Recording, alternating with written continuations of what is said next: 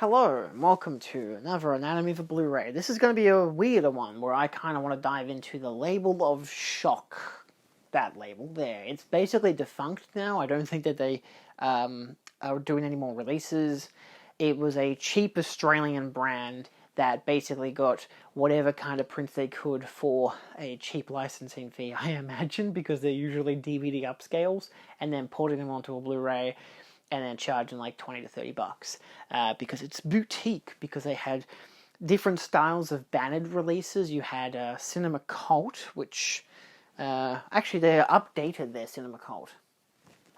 This is one of the latest Cinema Cult releases called Love Story, which actually has reversible artwork on the inside, or just alternate artwork, which is from the newer Paramount release of this, because Paramount Presents did a release, so I imagine they were able to get the same transfer because it has the same special features, including the thing with Leonard Maltin, which was only on that newer release. So this is like one of the exceptions. They have some exceptions like this, but this was their general principle. You had sleeves like this. But this is their Cinema Cult label. At least it's the newer branding of their Cinema Cult label, which again, I don't think exists much anymore. Their original versions were like this. The kind of, I wouldn't say ugly, but just, you know, main poster, people's names, you know, peak rating logo, and same artwork on the, you know, inside thing. Sometimes you wouldn't get a sleeve, it doesn't really matter.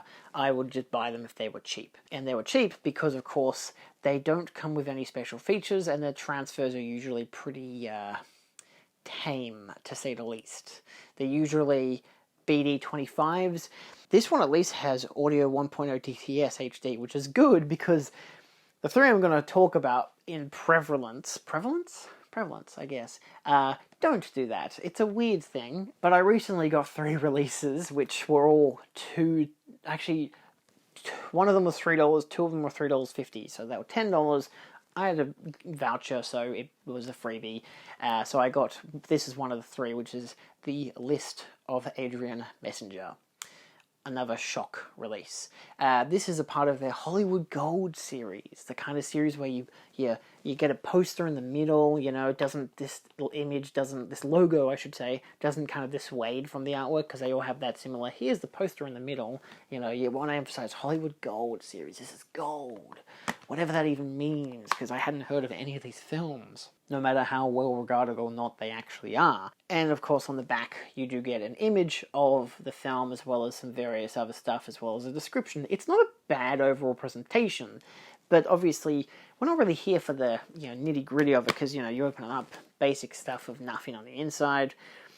However, the main issue came to when I looked at these actual films, which have decent enough prints. I did a comparison. I want to look at the US releases to see if there were better releases of the films available.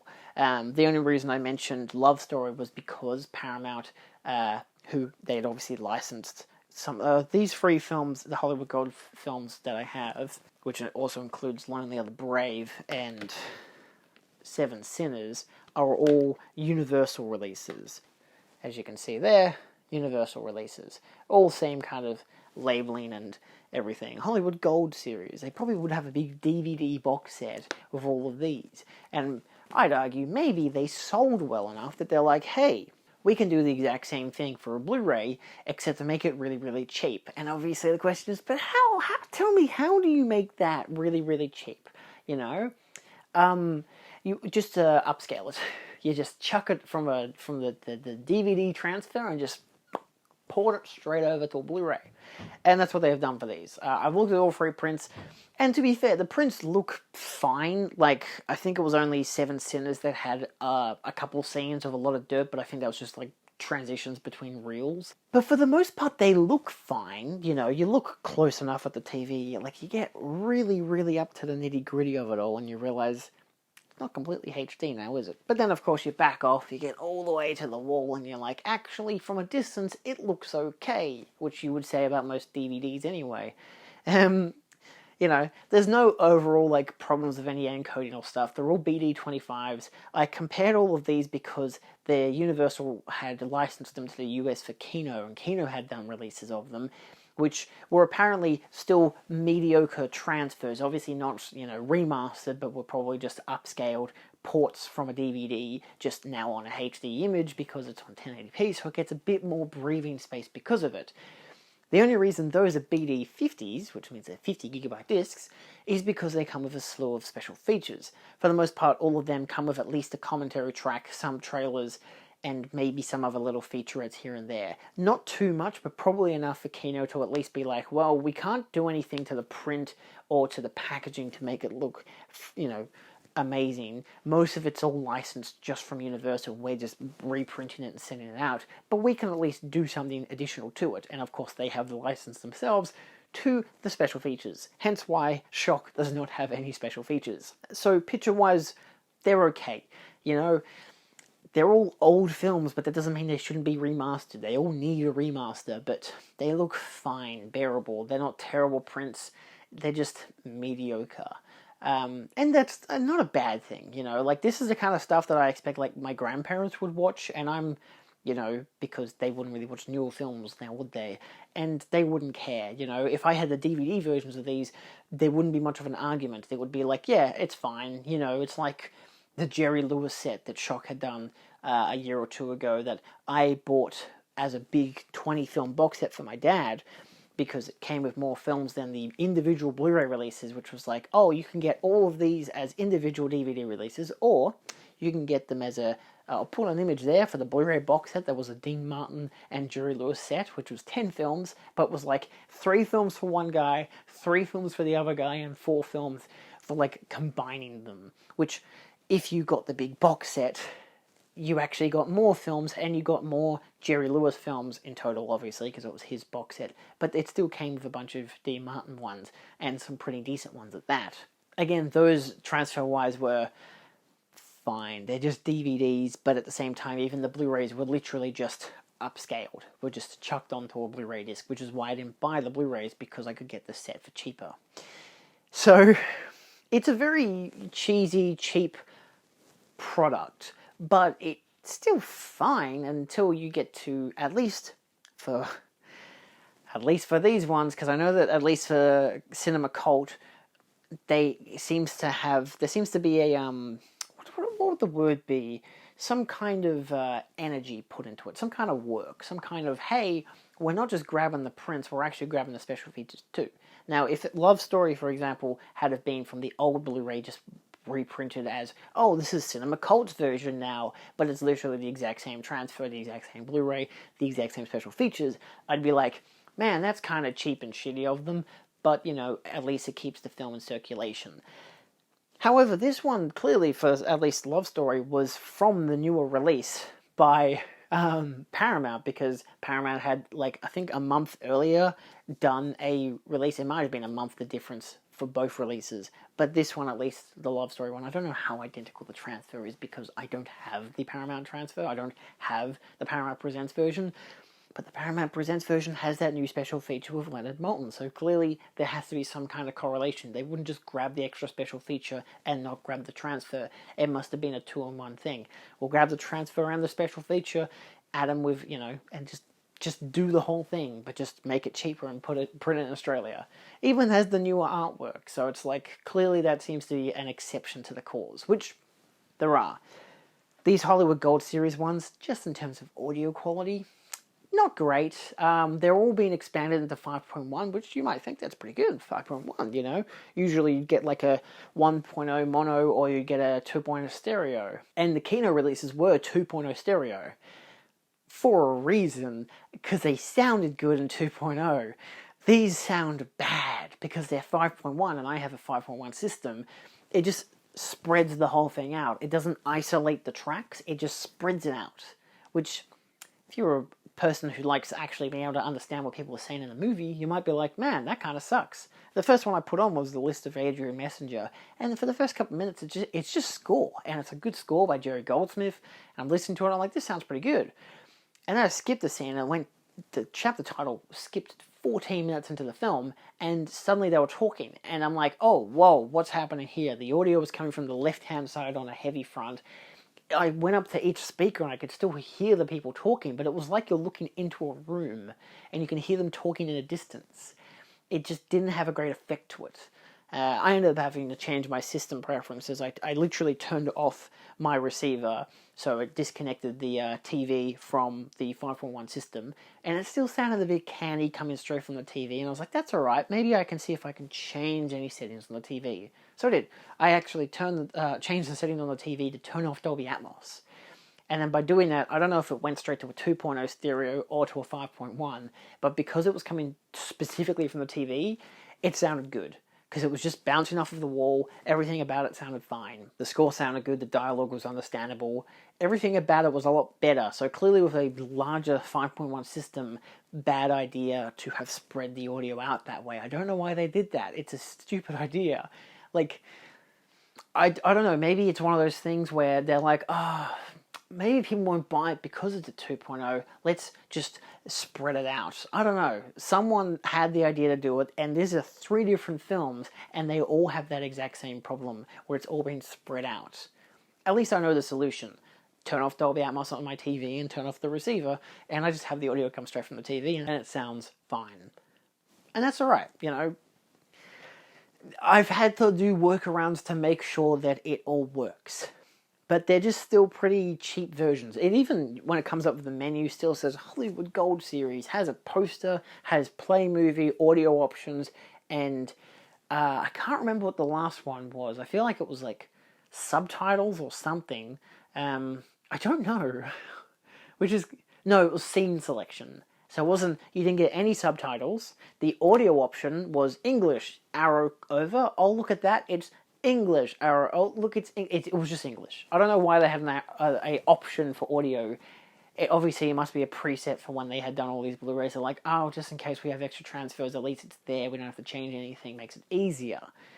It's just English tracks. There is no alternative track. There's no 2.0, there's no 1.0, there's no Spanish, there's no French, there's nothing. It's just a standard 5.1 English track that has been forcibly expanded.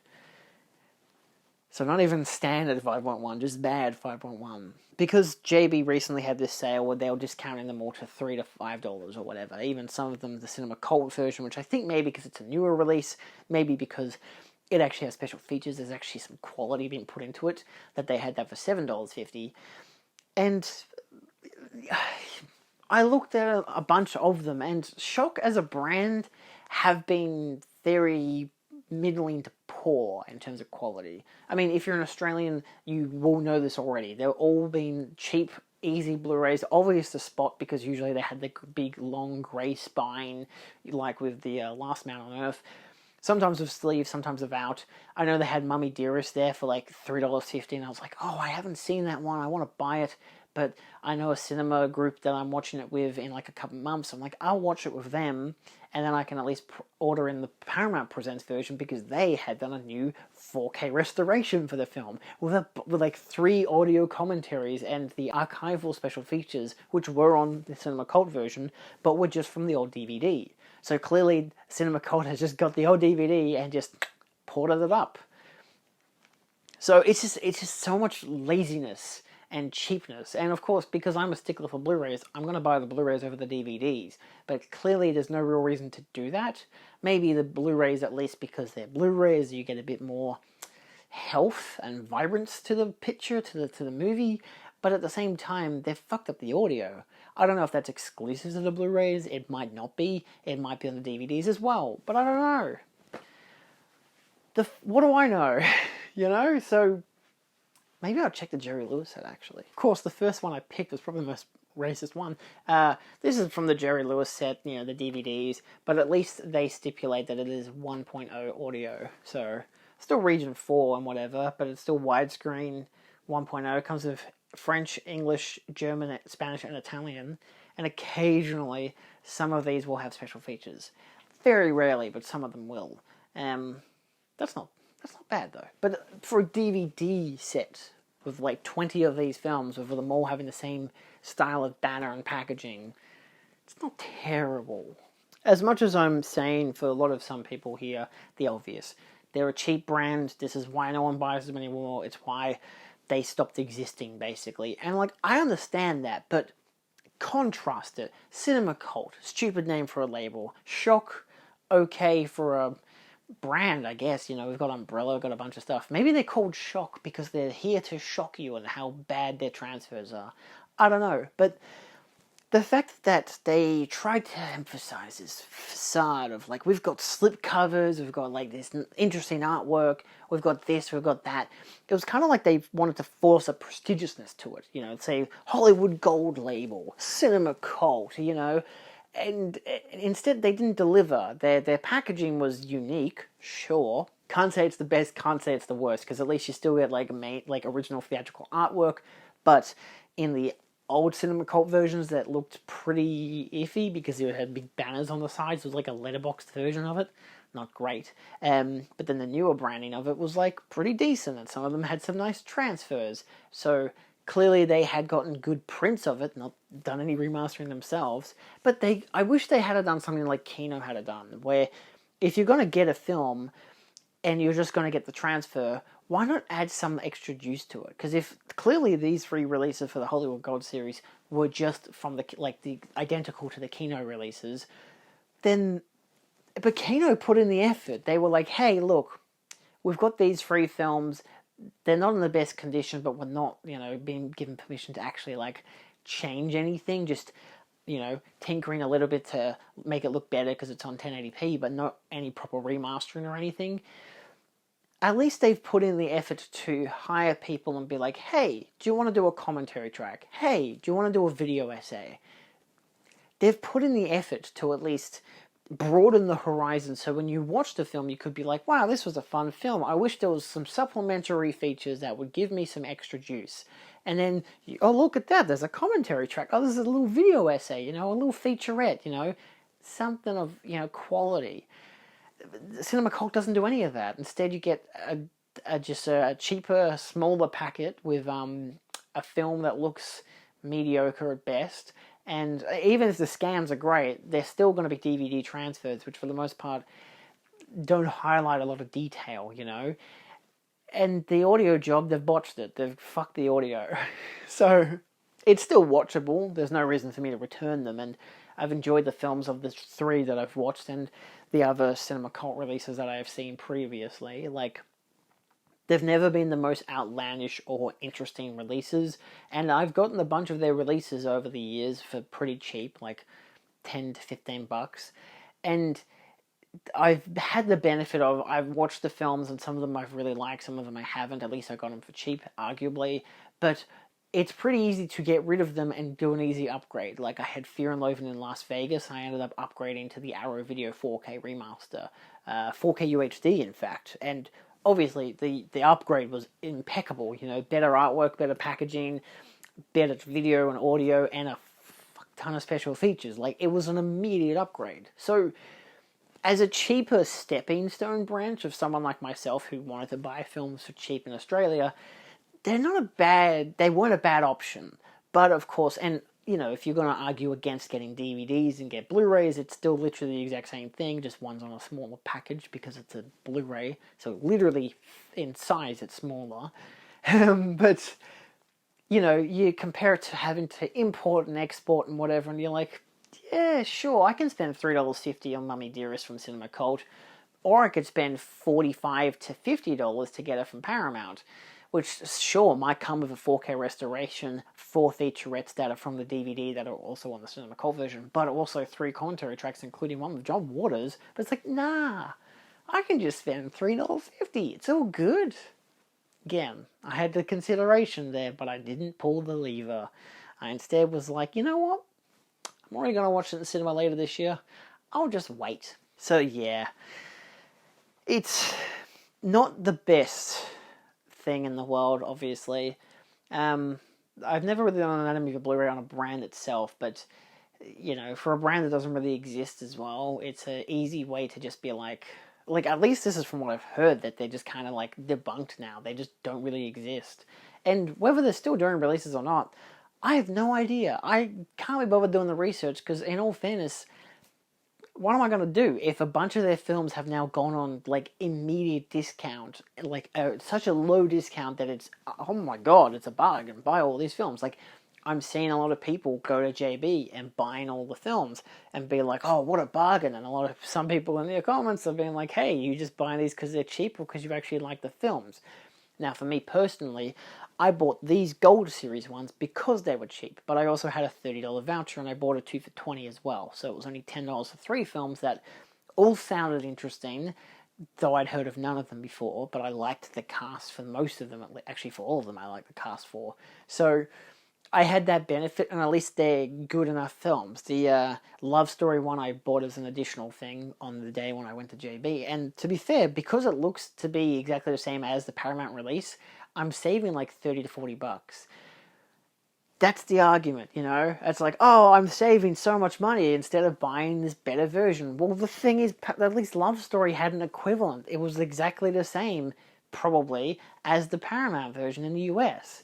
But, you know, these Hollywood Gold series are not the same. They're just DVD upscales with no special features and a bad audio job. So, yeah. The main reason I wanted to talk about it was because of these 3 Hollywood Gold series ones. But it's a tricky thing with a lot of cheap Blu-ray labels where you won't get good restorations, if at all. Any kind of a restoration or any commentaries or special features or whatever. And it's always disappointing when they do that, when you have a brand that emphasizes they're all cult films and whatever. At least the Hollywood Gold series were like Hollywood Gold because it just has big name actors from like the golden age of Hollywood, even though some of these were from the 40s, some of these are from the 60s. What's the golden age of Hollywood? I don't know anymore. But like, you contrast that to, you know, from Cinema Cult to the Gold series, and you're like, wow, you know, there is a night and day difference, but at the same time, some of the Cinema Cult ones were still pretty awful in terms of transfer and just overall packaging. There was a bunch of like Lucio Fulci films that were released, which I always wanted to get. They sold out. They're like gone for $80 to $100 on eBay and whatever, because the reseller market is like, hey, they're out of print. Yeah, better go get them. It's like, yeah, but I've imported better versions for less money. For films that actually look so much better because they're like 2K or 4K restorations. Like, and it's disappointing when, and maybe a good thing that Cinema Cult doesn't really, like, Shock has kind of gone on the ground, is because then you have something like Imprint that actually shines, you know, especially as a boutique Australian label, which when it first came out, a lot of people were saying, finally, we have a boutique label in Australia. And I'm like, I wonder, outside of Umbrella, did they get insulted? I don't know. Maybe they were like, fuck, we got to up our game. You know, we're already doing good releases, but let's do better releases. And honestly, Umbrella's hitting out of the park as well. But do you think Shock were like, let's make everything cheaper? Haha, fuck you. I don't know. At least in terms of boutique brands and getting films that you probably would have never heard of, in Australia, you've got that variation. You've got Umbrella, who are doing great jobs for their releases. Their packaging is outlandishly divine. And most of their transfers are really goddamn good. Like, they put in the work, they put in the effort. They've even got The Raid coming out later this year on 4K, and I'm so excited for that to come out, even though I know it just came out as a 4K steelbook. At least, like, what, a month ago, maybe? So, yeah. But, like, then you get Imprint as well, and they're a good banner label of stuff.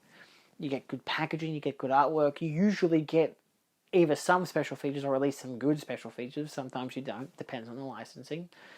And yeah, so obviously Cinema Cult and Shock as a general just had a cheap license with Universal and Paramount and didn't put in any effort. And hence, us as consumers are just getting shittier, inferior versions of films that we could be getting better elsewhere, potentially. Anyway, that's my Anatomy of a Blu-ray on Shock and this Gold Series banner and Cinema Cult. Let me know your experiences with this label down below. Did you have any good releases that you ever got from them, or were they just a good stepping stone? Like, oh, this is cheap, I'll buy this film. Oh, look, there's a much better transfer over there, and I've watched this film now, I thought it was good. Now I'm going to buy the better version. Or did you just think they were all shitty, and you got a couple, and you're like, man, these are crap, and then you just stop buying them? I can imagine people doing that as well. So let me know, and I'll see you guys next time. Adios.